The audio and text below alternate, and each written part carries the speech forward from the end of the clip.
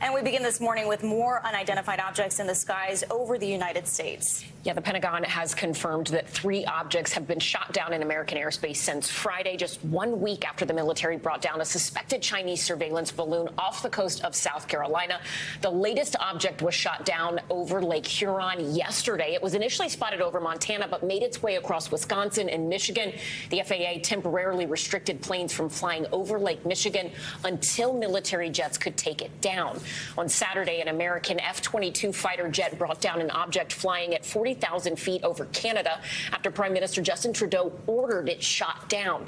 And on Friday, another F-22 shot down an object off the coast of Alaska. White House officials say that the objects were much smaller than the balloon that was brought down in South Carolina.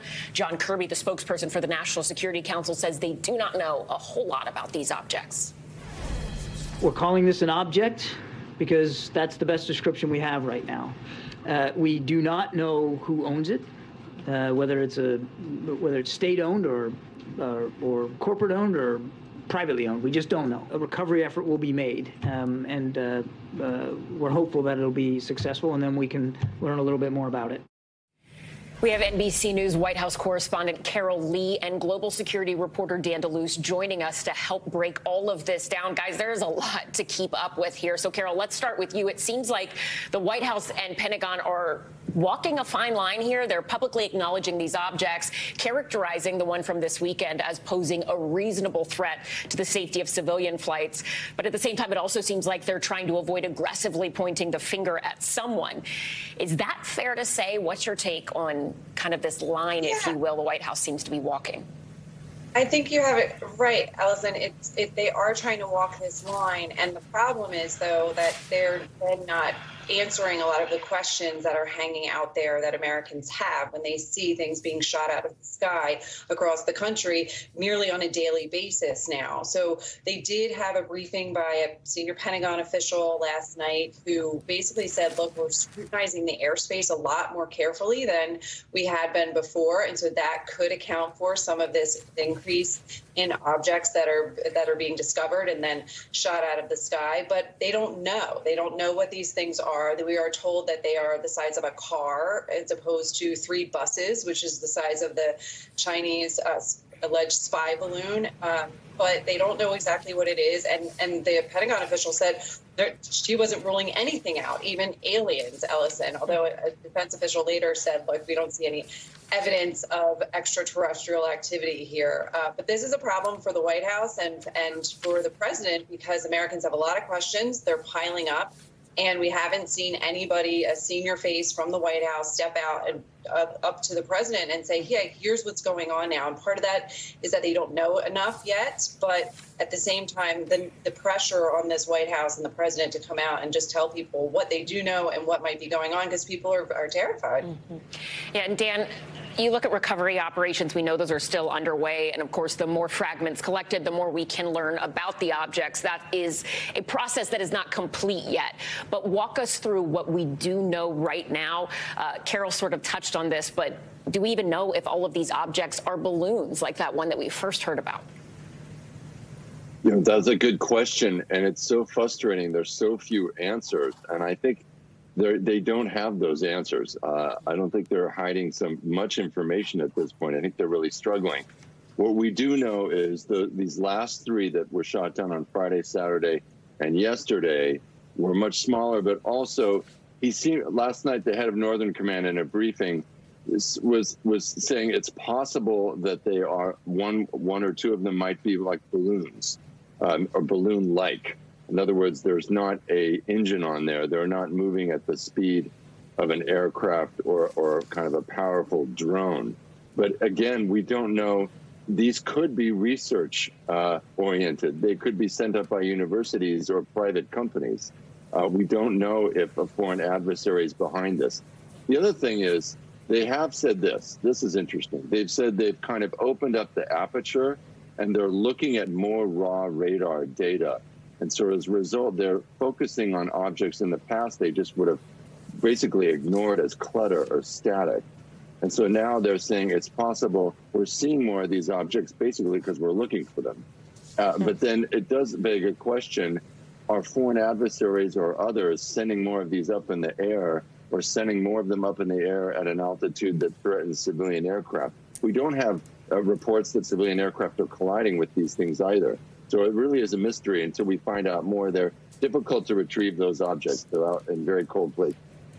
Well, let's listen to what Alaska Senator Lisa Murkowski had to say, because this latest object crossed into her state. She has had a lot to say about these objects in general. Let's listen to this, Dan, and then I have a question for you right after.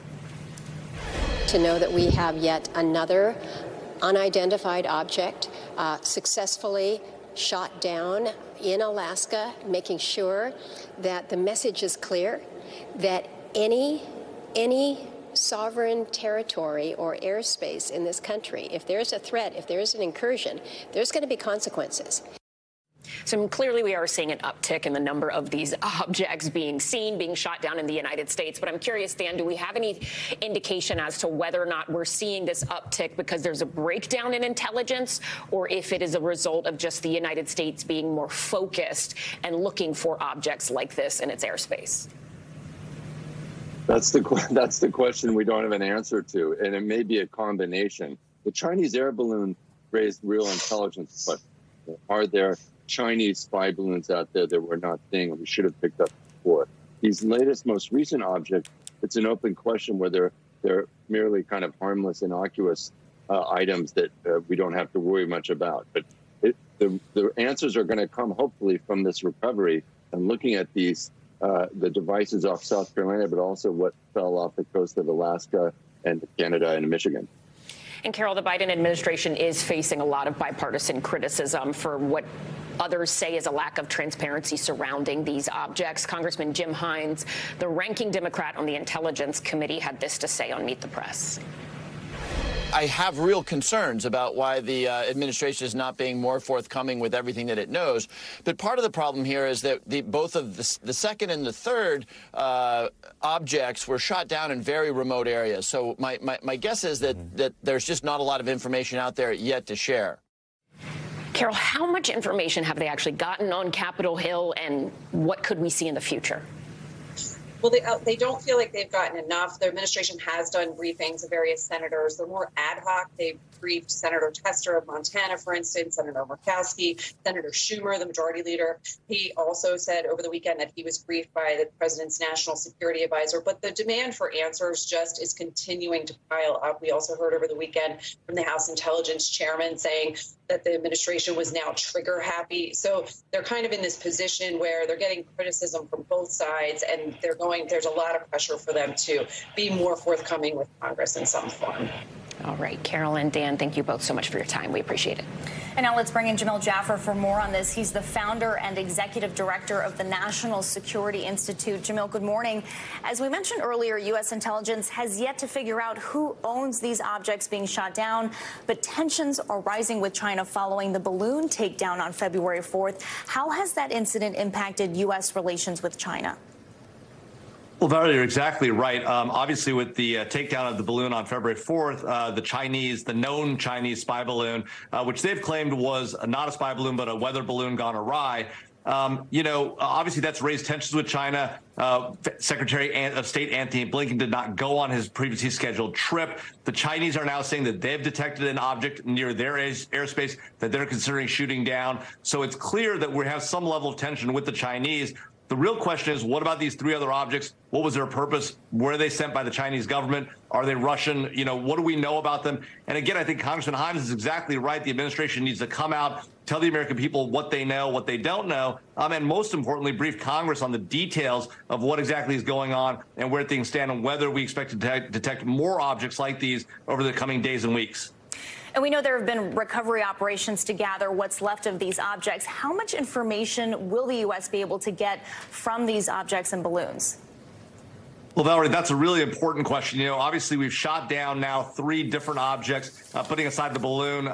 And we know that at least those 3 objects were shot down, like the balloon was, by Sidewinder missiles, twice from F-22 Raptors and once from an F-16. Those missiles do have explosive force and may very well destroy the payload, if any, that these objects carry. One of the things that people suspect may be going on, that aviation analysts suspect is going on here, is that what the Chinese or the Russians or whichever adversary is sending these balloons our way are trying to do is to collect information on exactly how our air defense radars work, how our military, how our jet radars work, and how the missiles work in order to home in at that final stage of hitting an aircraft. And so it very well may be that even though these aircraft have been taken down, they've been able to collect and send back very valuable intelligence to the people that own them. And real quick, bottom line, should Americans be worried about a threat to national security? Well, the fact that we've seen these objects over American and Canadian airspace now multiple times suggests that if these vehicles were doing something more than surveillance, they could have nefarious intent. That obviously should be a concern, and we need to get our house in order and make sure that we're able to detect these objects and take them down if necessary, if they do in fact present a threat to the United States. Okay, Jamil Jaffer, thanks so much.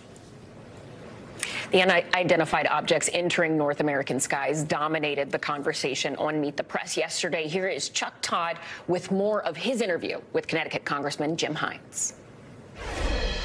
Hello there, Valerie and Ellison. This week on Meet the Press, I spoke with Congressman Jim Hines of Connecticut. He's the ranking Democrat on the House Intelligence Committee. Here's what he had to say about the lack of details the Biden administration has provided on the recent incidents involving these mysterious high-altitude objects that have been entering U.S. airspace. I haven't been briefed either. And I do think, by the way, look, I got a very detailed briefing on the first Chinese balloon, and I think the decision-making process there was very good. We now own something that we're going to exploit for intelligence. I think the decision-making was good. But I would observe for you as well that that we didn't hear about the first balloon until it was over Montana. And again, I think there may be reasons for it, but and maybe it's because I'm in politics and so spend a lot of time talking to folks in grocery stores and town hall meetings. You know, in an absence of information, people will fill that gap with anxiety and other stuff. So I wish the administration was a little quicker to tell us everything that they do know. Worst case scenario, this is China doing, basically not taking any lesson from our decision to shoot down the first one. If we find out these two objects are also of Chinese government origin, what does that say about our relationship right now? Well, first of all, I'd be surprised by that. I'm going to be careful because I don't know what the second and third objects were, but I'd be surprised by that. I mean, I think it's fair to say that the Chinese are probably pretty embarrassed that they let a surveillance platform, the first one, go over the United States. It became a, cause celeb around the world. We now own it. That's not a comfortable thing for the Chinese. And, of course, we canceled the trip of the Secretary of State. So my guess is that the other two objects are not Chinese, that China is doing everything they can right now to keep as low a profile as possible. You can see that full interview and a lot more at MeetThePress.com. You can also get more Meet the Press right here on NBC News Now, every day at 4 p.m. Chuck Todd, thank you so much for that. Rescuers in Turkey and Syria are making desperate attempts to find more survivors 1 week after two catastrophic earthquakes decimated towns and villages in the region. The death toll now stands at more than 35,000. But as the window to save lives shrinks by the hour, rescuers in Turkey miraculously saved this woman who'd been trapped under the rubble for 176 hours. Over in Syria, the flow of aid has not been as smooth, with support still struggling to get into the country amid ongoing political disputes. The UN's emergency relief coordinator said the international community had, quote, failed the people of Syria. Back in Turkey, there's mounting anger at the developers behind some of the collapsed buildings. Authorities have arrested more than 100 people accused of shoddy and illegal construction methods as part of an official investigation into the earthquake's aftermath. NBC News foreign correspondent Kelly Kobiella has the latest from Turkey. Well, if you just look around me, this is what this ancient city of Antakya looks like today. It's a city in ruins. Everywhere you look, on every street, there is rubble, there are collapsed apartment buildings, there are homes ripped open, buildings that look like they're about to fall over, severely tilting. Yet amidst all of this, a woman was rescued today after being buried in the rubble for 176 hours. After a weekend of incredible rescues, a 10-year-old girl was pulled out alive, a 64-year-old woman, a father, and his 5-year-old daughter, all rescued on Sunday. But a lot of families are hoping for their own miracles and finding that it's just not the case. It's just not going to happen. One man we spoke to came here from Moscow. He flew here to be with his 22-year-old son. He said that they were losing hope that his ex-wife would be found alive. They are living in their car on the street, and that's the case for a lot of people still. They're building fires at night to stay warm, taking shelter where they can find it. More aid is starting to arrive. Tent cities are popping up, but it's clearly not enough for the number of people affected. And people are also getting very angry. There was an earthquake here, devastating earthquake in 1999, after which the laws were changed to prevent scenes like this. And over the weekend, Turkish authorities arrested more than 100 builders, contractors, developers accused of using shoddy construction practices in some, at least, of the buildings that collapsed. There is still an active rescue effort ongoing in this city and other parts of Turkey, but the UN chief this morning said that phase of this disaster is coming to a close. Okay, Kelly, thank you so much for that reporting. And this week, we are looking at a 1-2 punch of weather. Let's bring in meteorologist Michelle Grossman for more on this and to check out your morning news now weather. Good morning, Michelle. Good morning to you both. Happy Monday. And yeah, another weather week where we're going to see active weather. And we do have that 1-2 punch in the west. The first storm right now, and then we're going to see another storm tomorrow. And that's mainly in the west. And then it's all going to move off to the east, bringing many impacts with it. So let's first start with the cold side because we were expecting wintry weather. We're seeing it now in portions of the west. The Four Corners especially seeing some wintry weather today. But you can see those winter alerts stretching from the west into the Intermountain West, the southwest, also portions of the Central Plains. And these alerts are in place through Thursday. So 8 million people impacted. Where you see the pink, that is your winter storm warning. The blue is a winter storm watch, and the white is a winter weather advisory. That's the wintry part. We do have a wind alert as well. We're going to see winds gusting over 60 miles per hour. That could cause some power lines coming down, some power outages, and these stretch across the country too. At least the western half of the country, from the west into the Intermountain West, also portions of the south as well. And then as we get further into the week, we have the threat for some severe weather. But for the wind alerts, we're looking at 35 million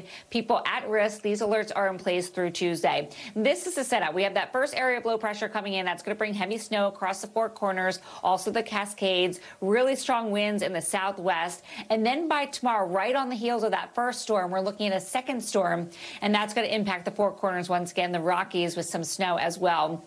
And then we're going to see snow and rain stretching from the upper Midwest, portions of the Great Lakes.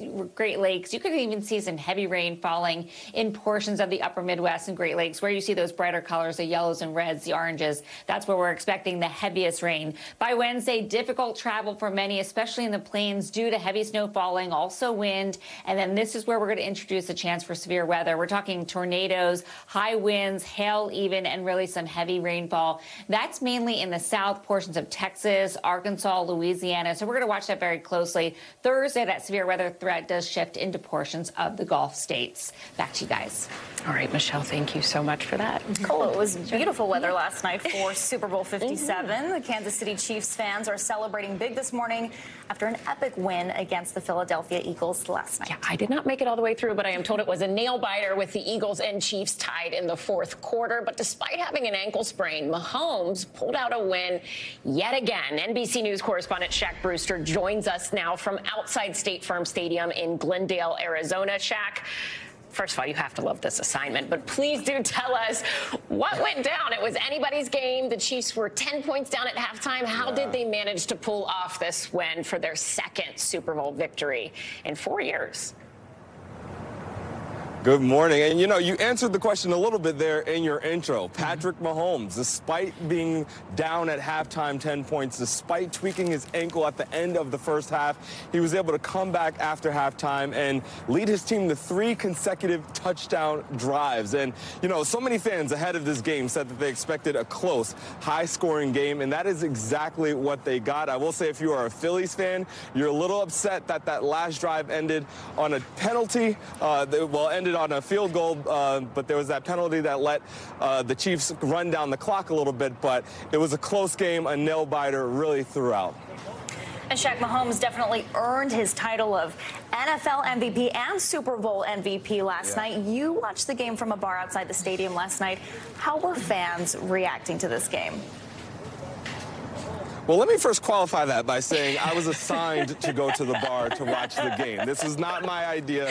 It was an assignment. I was there for a reason. But I'll tell you, throughout the game, you had fans on both sides going back and forth at each other. At one point, the Eagles felt really good and were making sure that the Chiefs fans knew their presence, knew that they were there. And then the Chiefs came in at the end and made sure that their dominance was clear. I want you to listen to some of the conversations that we had after the game. Amazing. I came all the way from Texas for this game. Very intense, but rewarding at the end.